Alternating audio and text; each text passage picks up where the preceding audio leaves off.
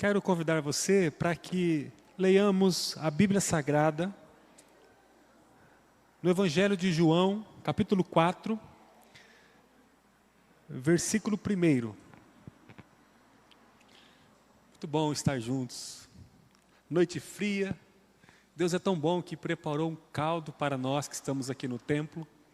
Após a celebração teremos um tempo de comunhão, saboreando um caldo com sabores indescritíveis. Vai ser uma bênção. João capítulo 4, nós vamos ler a partir do verso 1. Eu quero fazer questão de ler esse texto. Então, se atente para o que ele está dizendo e vamos ler do verso 1 até o verso 30 e depois a parte final do capítulo, do 39 ao 42. Então, se alguém começar aí a balançar cochilando, bata nele com carinho para que ninguém durma na leitura e depois nós vamos refletir o que esta leitura nos traz. João capítulo 4, versículo 1, tema de hoje, a fonte da vida, diz assim a Sagrada Escritura.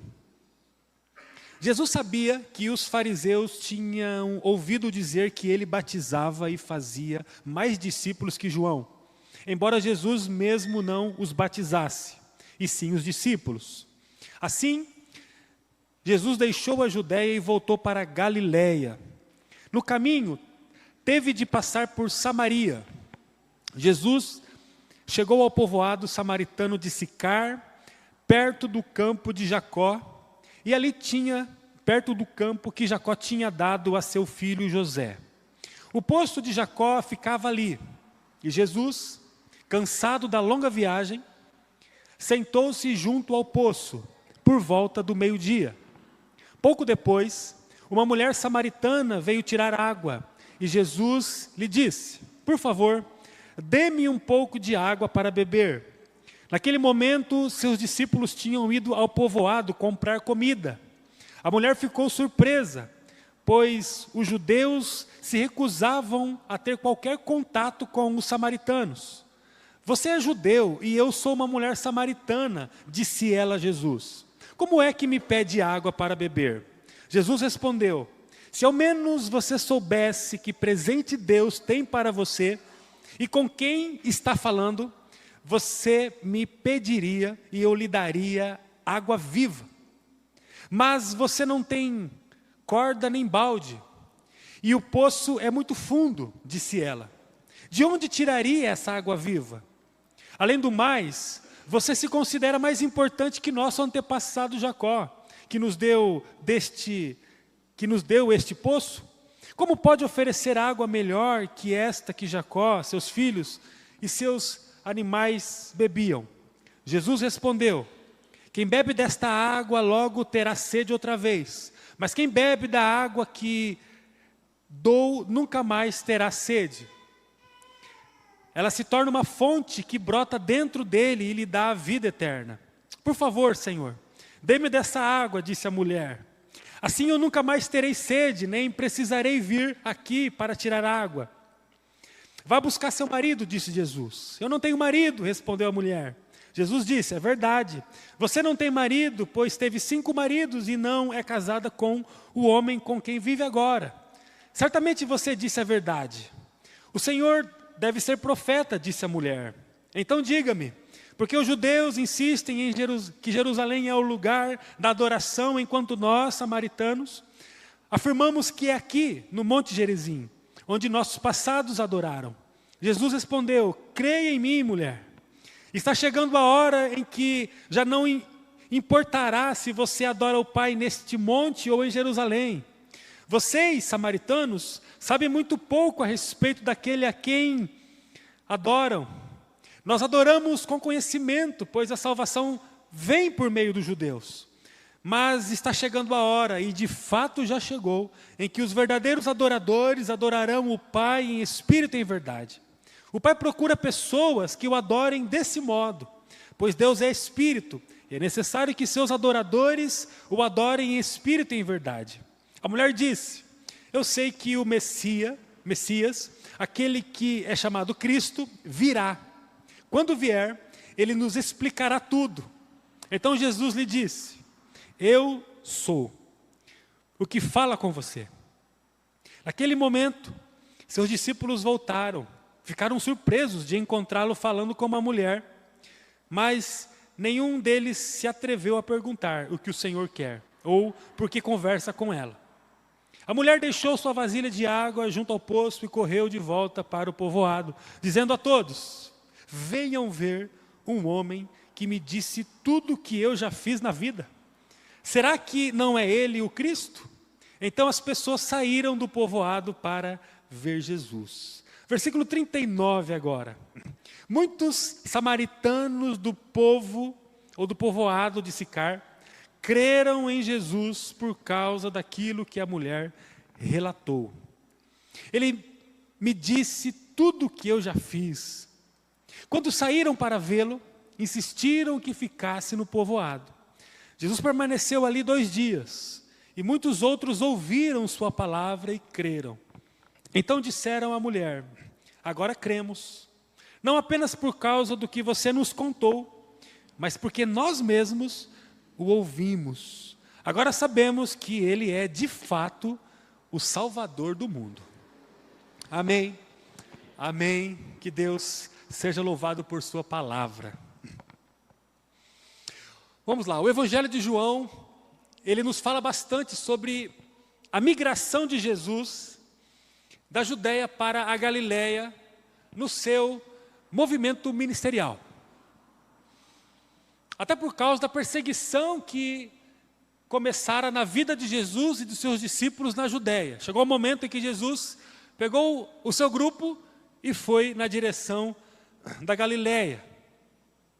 Mas nós conhecemos um pouco da geografia bíblica antiga e sabemos que entre a Judéia e a Galileia havia um lugar, uma região denominada Samaria.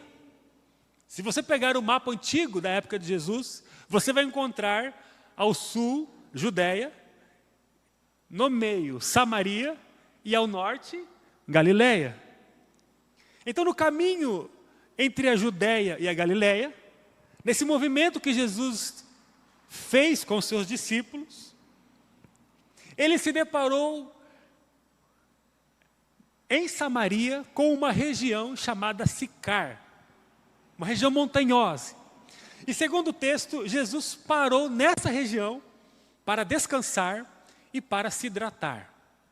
O texto diz no versículo 6 que Jesus estava cansado da longa caminhada que ele estava fazendo.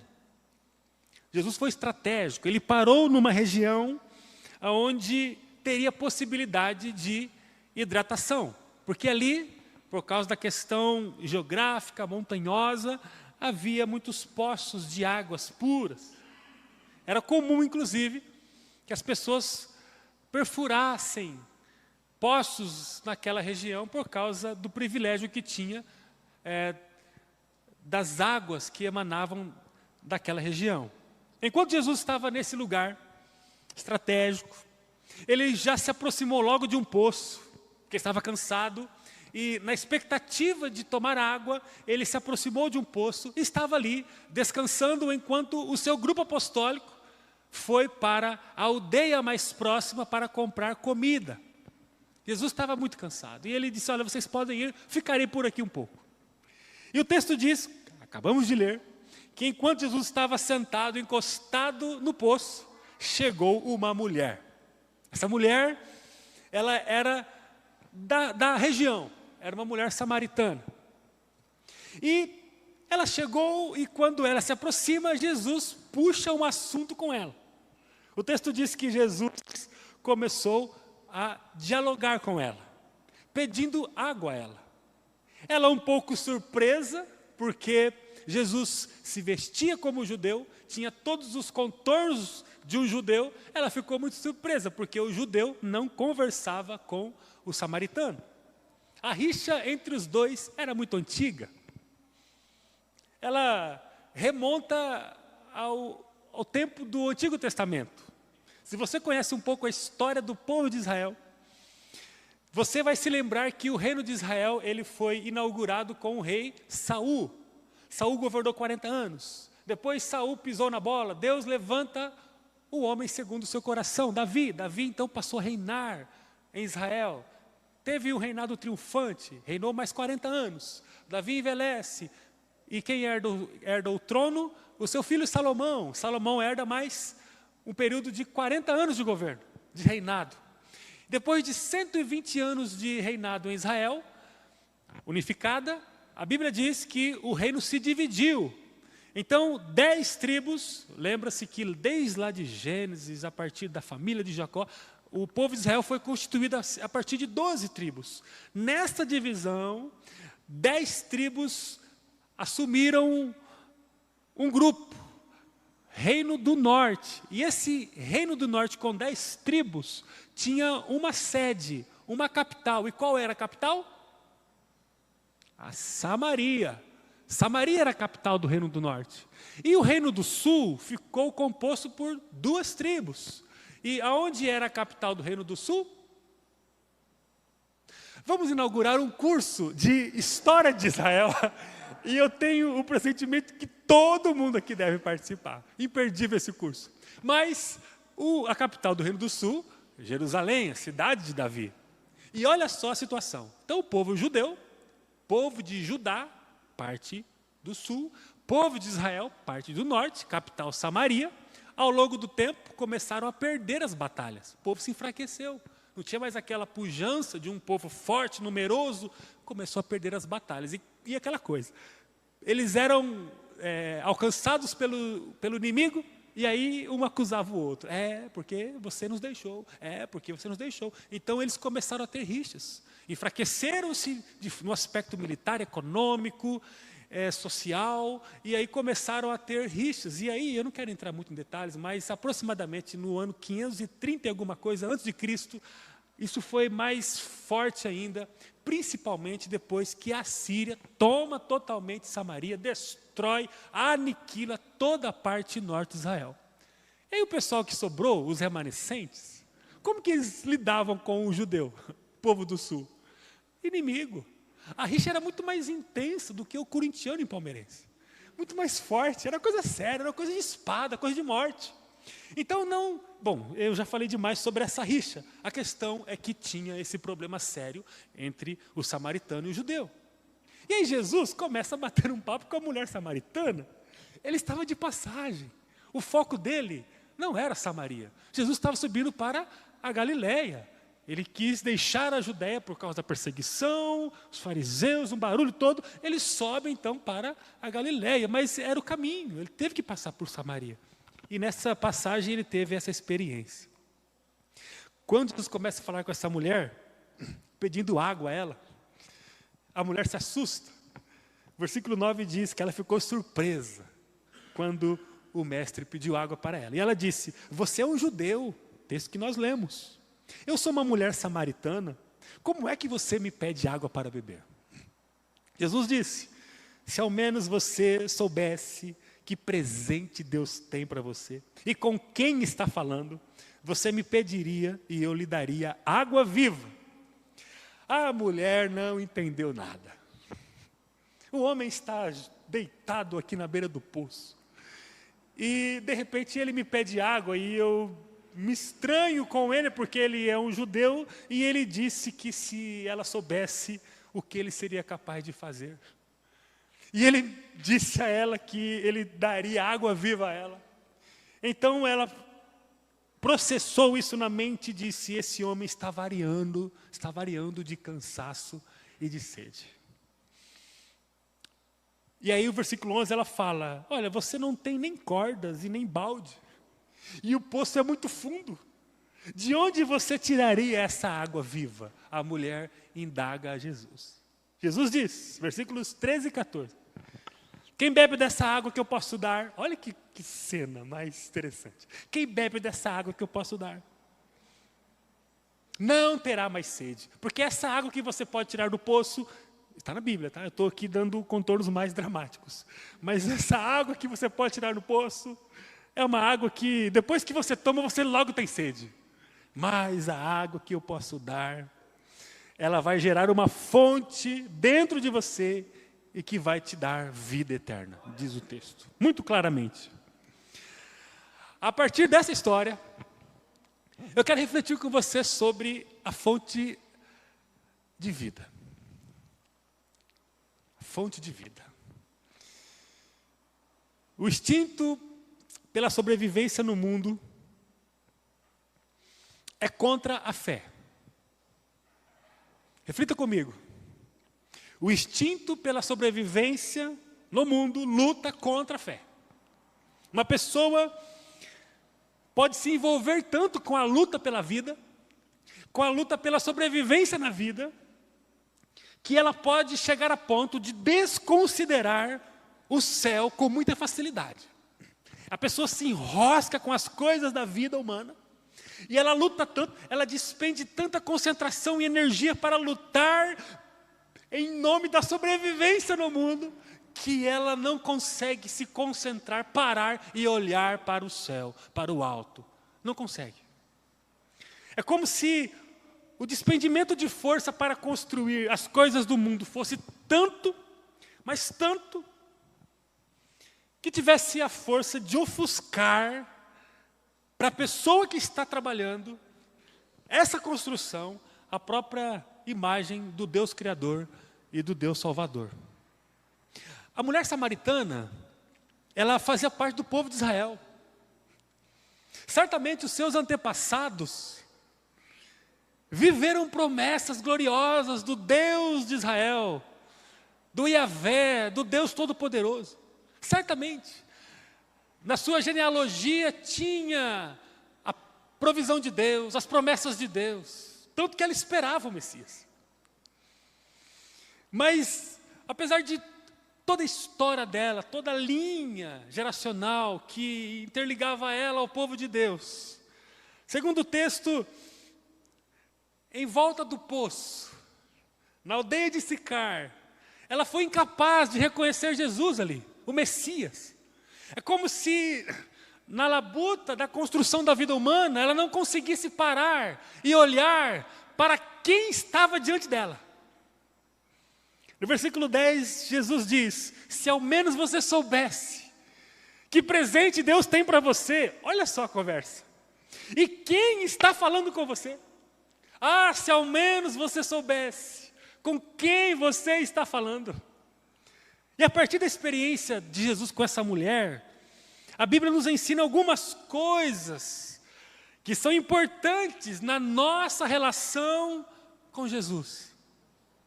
E essas coisas eu quero apresentá-las a você, para a gente concluir. A primeira delas, anote aí. Jesus, a partir da experiência, nos ensina que Ele sempre nos encontra nas nossas necessidades básicas. Momento de reflexão.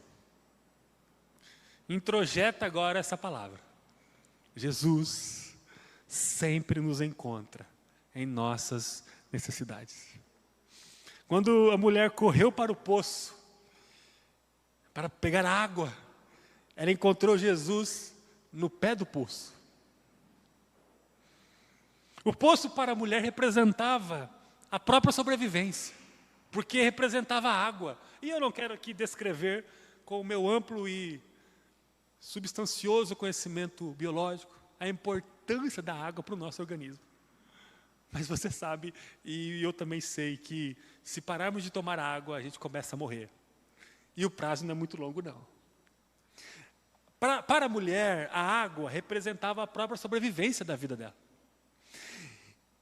E Jesus a encontra, bem nesse movimento de muita necessidade, bem no projeto de vida dela, de autossobrevivência. Jesus a encontra.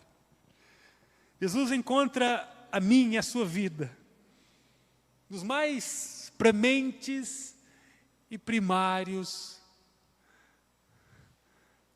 as primárias necessidades. Jesus, Ele nos encontra nos momentos em que mais precisamos do básico de tudo. Eu queria que agora olhássemos para as nossas necessidades. Nesse momento, olhe para as suas necessidades, pelo menos algumas. Não se afogue aí no meio delas. Identifique algumas necessidades. Talvez as que mais têm mexido com o seu coração hoje. Eu quero que você saiba que Jesus está assentado bem no pé da necessidade. Jesus está ali, quando você chega diante delas para uma demanda de sobrevivência ainda, Jesus estará ali bem assentado, como esteve assentado no pé do poço. Nas nossas necessidades básicas, Jesus sempre se apresenta. Isso deve encher o nosso coração com um conforto enorme. Porque, segundo o texto, Jesus ele é visto diante dos quadros mais precários e mais ameaçadores da vida humana. E é claro que poderia pensar em diversas experiências que Jesus teve. Primeiro, grave isso, Jesus nos encontra sempre em nossas necessidades. Vamos falar juntos, só para uma questão didática, para a gente gravar isso no coração? Vamos ecoar com a força dos nossos pulmões isso? Vamos lá? 1, 2, 3 e já.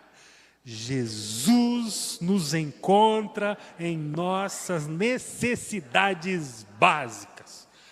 Amém. Que isso não seja apenas uma afirmação sem significado para você, mas que possa ser uma convicção da sua alma. Jesus sempre vai me encontrar nas minhas mais sérias ou não dificuldades, necessidades. Ele sempre estará ali.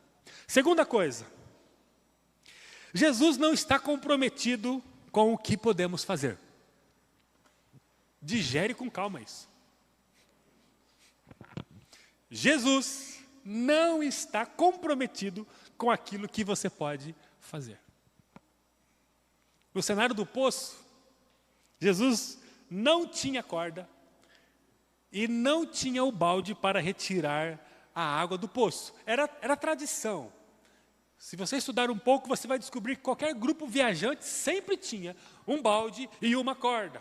Porque a água é item de sobrevivência. E eles não tinham as garrafas. Qual é aquela garrafa cara que o pessoal tem? Sabe a marca? Vocês têm, né? Todo mundo sabe a marca. Falaram mais uníssono do que o texto aqui. É essa aí. Naquela época não tinha essas garrafas. Então, eles tinham que sempre ter uma corda e um balde ali, sempre preparado para a hidratação. Para conseguir a água potável para tomar. E Jesus, ele não tinha. O texto no versículo 12... diz que a mulher olhou para Jesus e falou, mestre, ou mestre não, Jesus, ou Senhor, você não tem nem corda e nem balde, e o poço é muito fundo.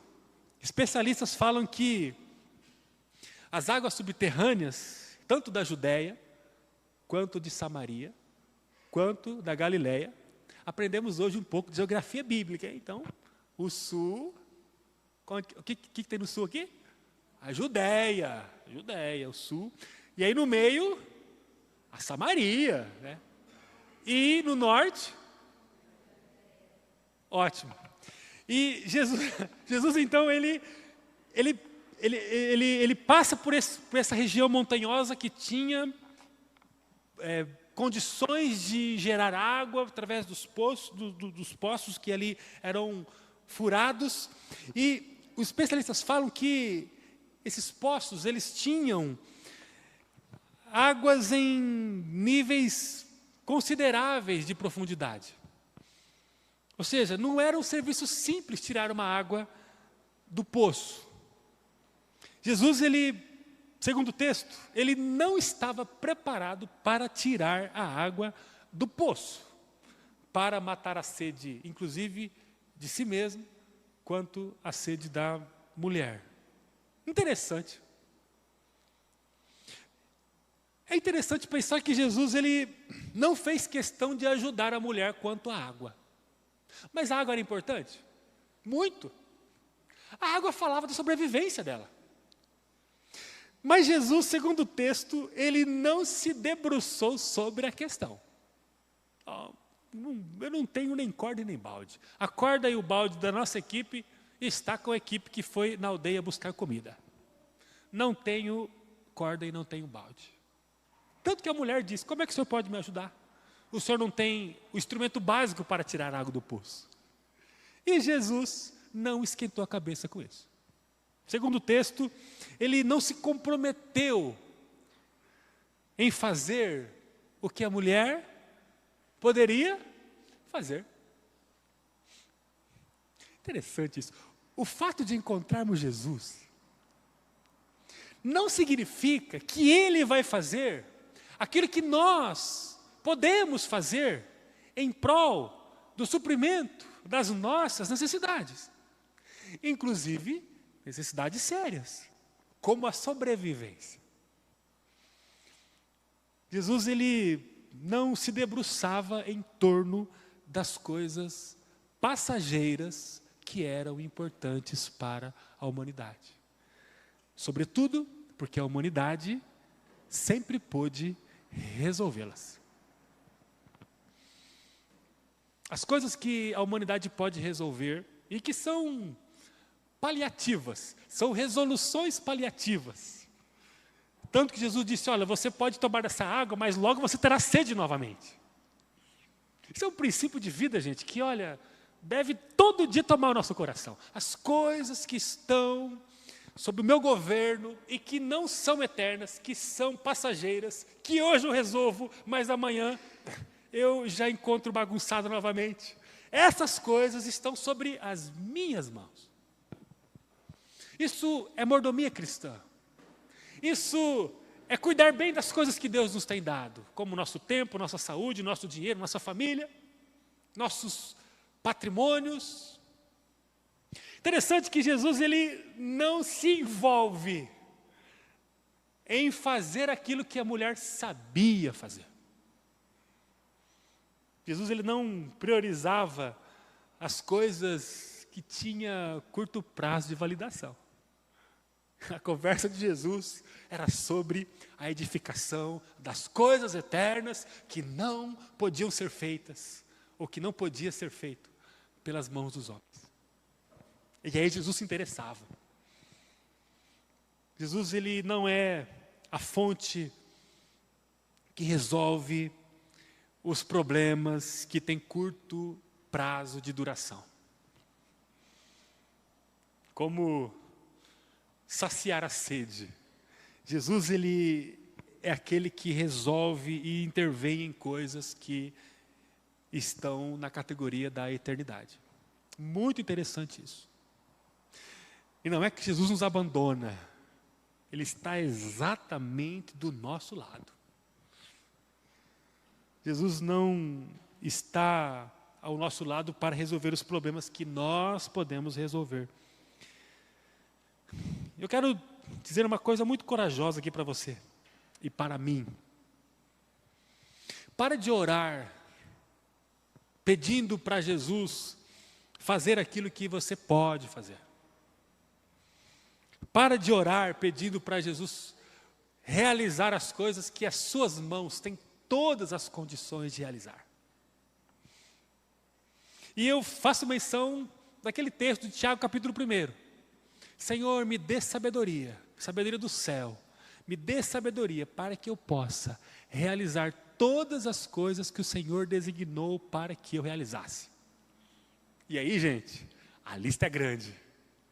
A lista é grande. Cuidar da família.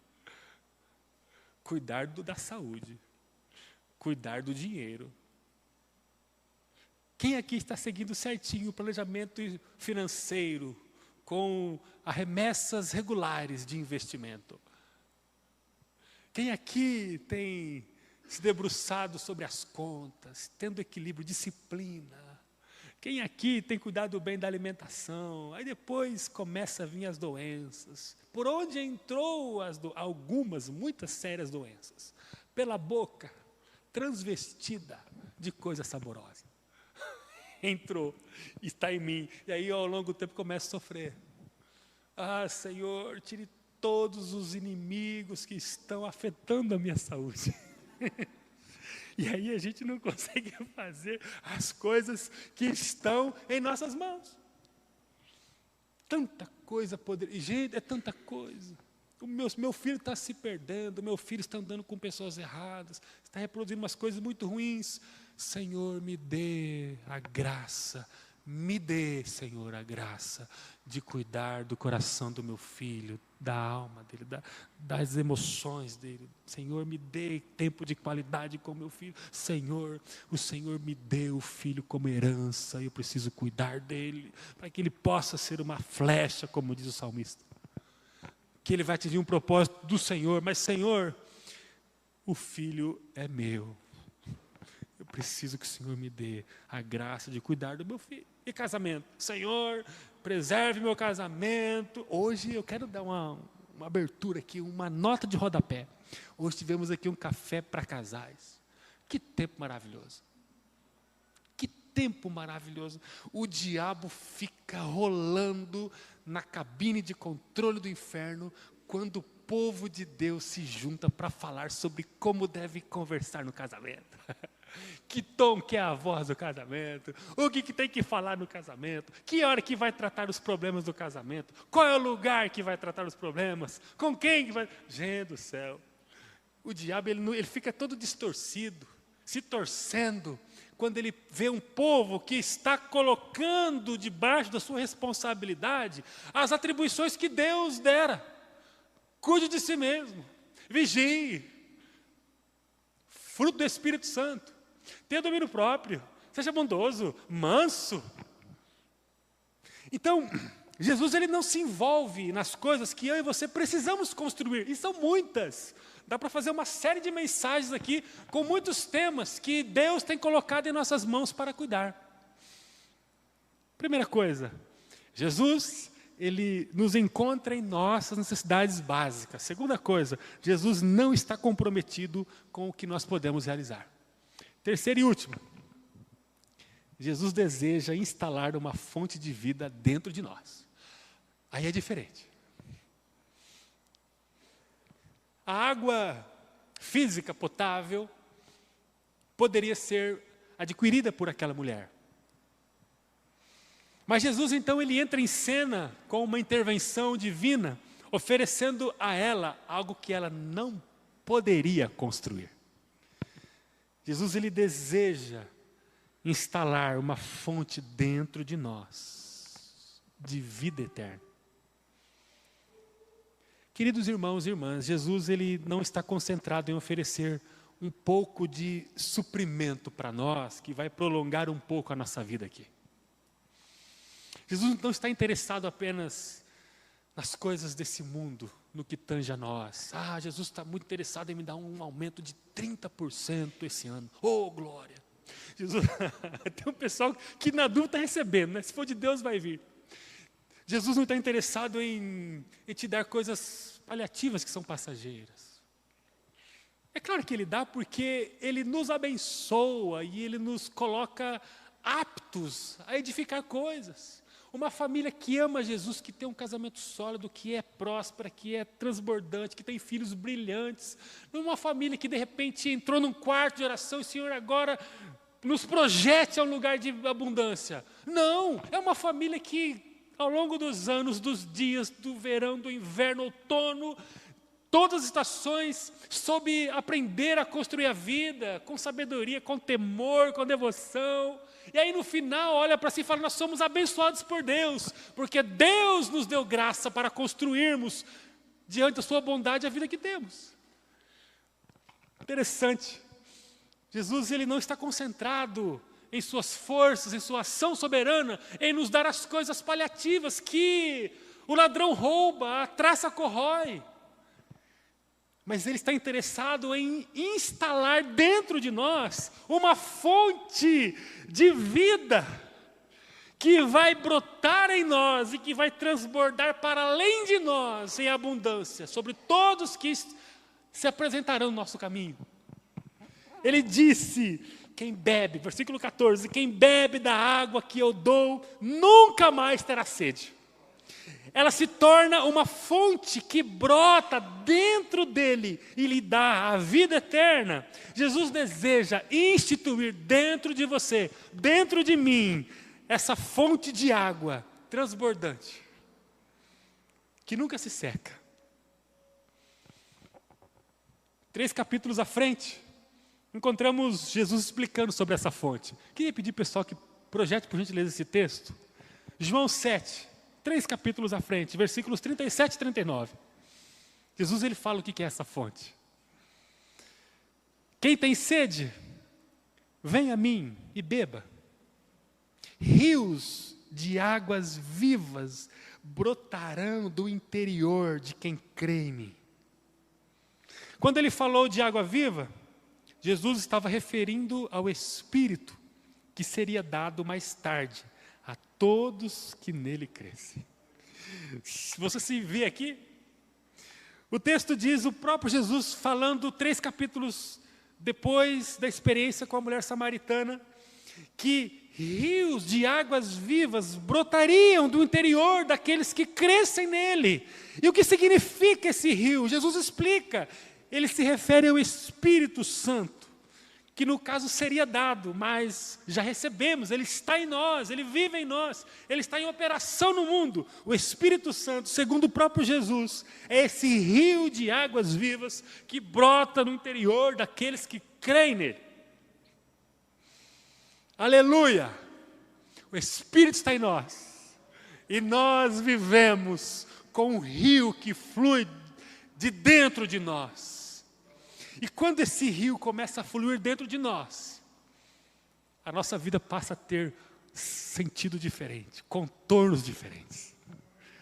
Não sei como está a sua vida hoje, mas eu quero que você saiba que Jesus é encontrado na sua necessidade. E você consegue reconhecê-lo aí? Você consegue olhar para Jesus diferentemente do jeito que a mulher samaritana viu? Ou você está dizendo ainda para Jesus, como a mulher samaritana disse, quando é que Cristo vai vir? Será que Cristo vai vir logo? Você está olhando para a cena da sua necessidade e não percebendo Cristo aí? Ou você está perguntando se Cristo vai vir logo ainda? Por quem você está esperando ainda? Nessa fase da sua vida, qual é a base da expectativa que está no teu coração? O que você espera ainda? Olhe para Jesus, Ele está assentado no pé das suas necessidades. Jesus está aí.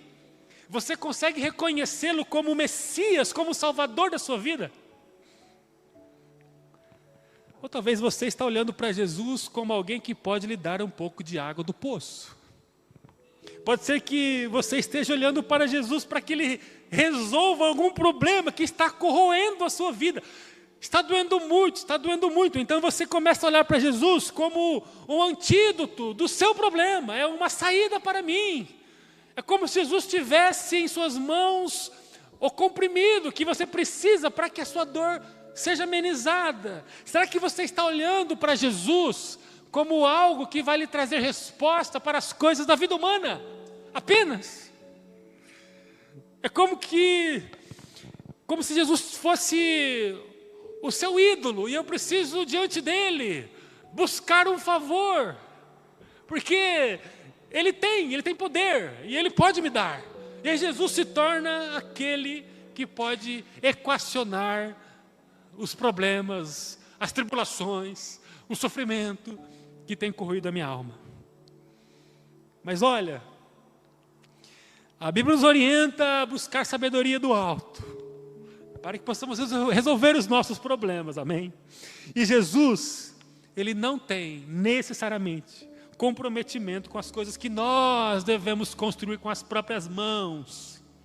Vamos para a palavra, vamos para a leitura de bons livros, vamos ouvir bons podcasts, vamos nos reunir, vamos viver o núcleo discipulador, vamos conversar em volta da mesa sobre vida, sobre emoções, sobre sexualidade, sobre casamento, filhos, dinheiro, negócios. Vamos aprender a viver sobre a luz de Cristo.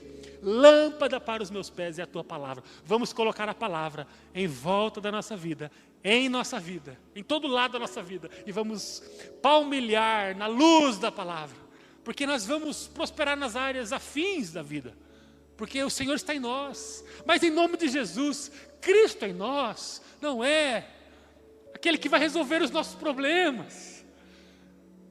Cristo em nós é aquele que instala uma fonte de vida eterna em nossa vida, que nos faz jorrar vida para todo lado de direção. Não é sobre as coisas pequenas que Jesus se assenta em nossa vida, mas é sobre a configuração que nos faz seres eternos, regenerados. No capítulo anterior, João 3, Jesus fala sobre o novo nascimento, nova criação. Não é uma água que resolve os problemas da vida, mas é uma água que me faz um ser pleno, como uma fonte de água viva que jorra interminavelmente. Quando Jesus passa a viver dentro de nós, a nossa vida ganha contornos determinados pela glória de Deus. Por que que nos vestimos? Por que que trabalhamos? Por que que passeamos?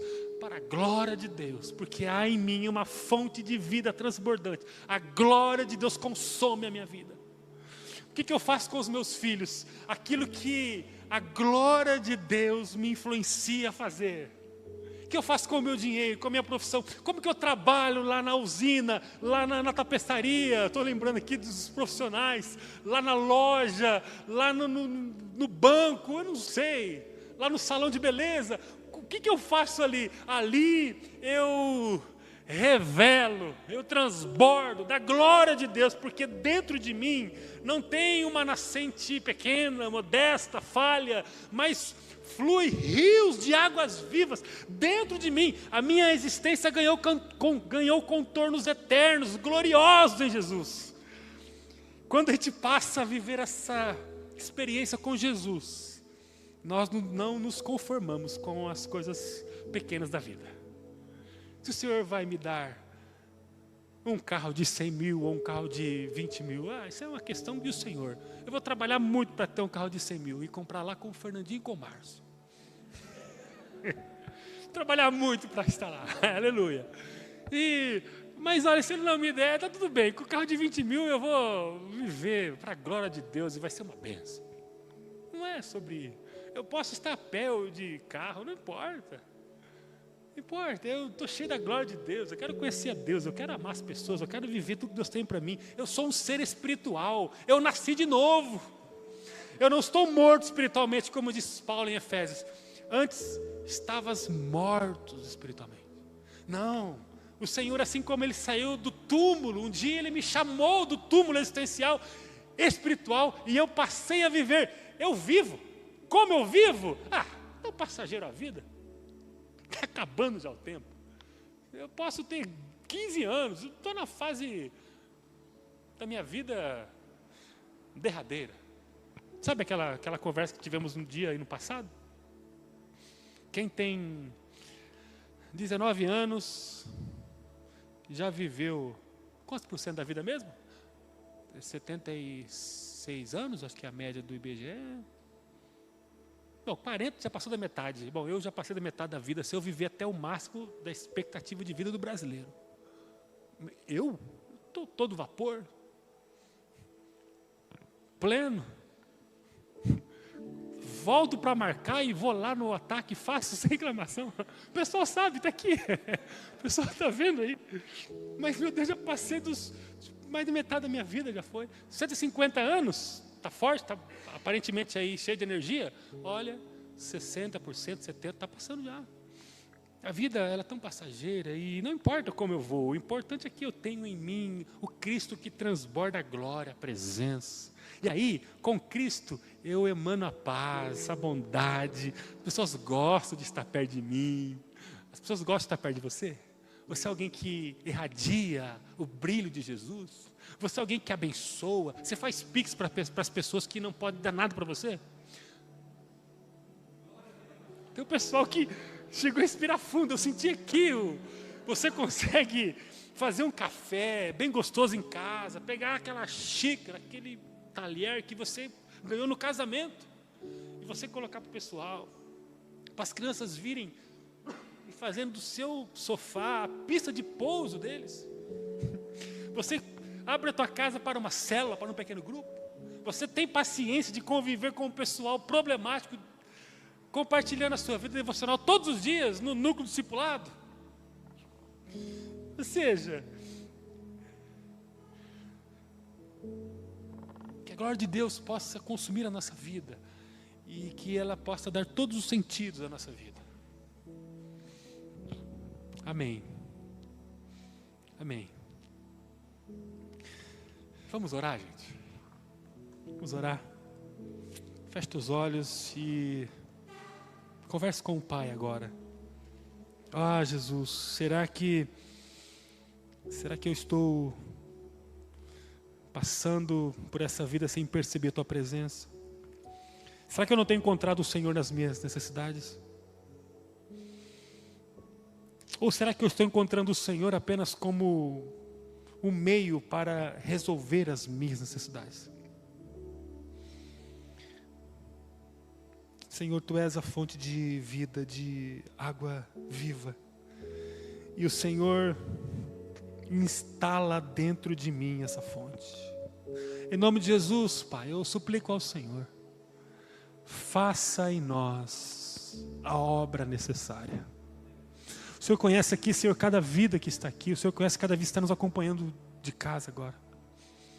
O Senhor conhece o cenário mais particular da nossa vida. E eu suplico a Ti, Senhor, faça em nosso coração aquilo que é necessário Tu fazeres. Em nome de Jesus, Senhor, tire toda a resistência do nosso coração. Tire toda a incredulidade. Em nome de Jesus, tire todo legalismo, toda fala de peso, toda indisposição para crer. Tire de nós e coloque em nós o mover do sobrenatural do Senhor. Ó Jesus, nós confessamos ao Senhor como Senhor da nossa vida. Nos arrependemos, Pai, dos nossos pecados e suplicamos ao Senhor: assenta-se na cadeira do trono do nosso coração. Nós desejamos entronizar o Senhor todos os dias da nossa vida, o dia todo. Nós queremos conhecer os Teus desígnios, os propósitos eternos do Senhor. Nós queremos debruçar o nosso coração na Tua boa, perfeita, magnífica vontade. Nós não queremos olhar para o Senhor como o nosso ídolo, como a prateleira que vai nos oferecer benfeitorias, os nossos desejos passageiros, os nossos desejos ínfimos, que se renovam o tempo todo, que têm validade minúscula, coisas que hoje precisamos e amanhã não precisamos mais. Senhor, em nome de Jesus, tire de nós toda a mediocridade de olharmos para o Senhor como um Deus que tem coisas para nos oferecer. Em nome de Jesus, Tu és o Senhor da nossa vida, o amado do nosso coração, e que a Tua presença em nós instala em nós uma fonte eterna de águas vivas. Que as nossas palavras, o nosso olhar, as nossas mãos, os nossos passos, o que nós temos, o que nós somos, o que nós fazemos, que integralmente revelemos a glória do Senhor em nossa vida, com testemunho moral, com testemunho familiar, nos relacionamentos, na particularidade do nosso coração, na vivência da comunidade do Senhor, na fidelidade da oração, na fidelidade nos dízimos, nas ofertas, no serviço, no amor, no discipulado, no evangelismo. Em nome de Jesus, estabeleça em nosso coração, em mim, em cada um de nós, a fonte de água viva que Tu és, que Tu tens, que o Senhor homologou na cruz, para que pudéssemos viver integralmente nesse mundo.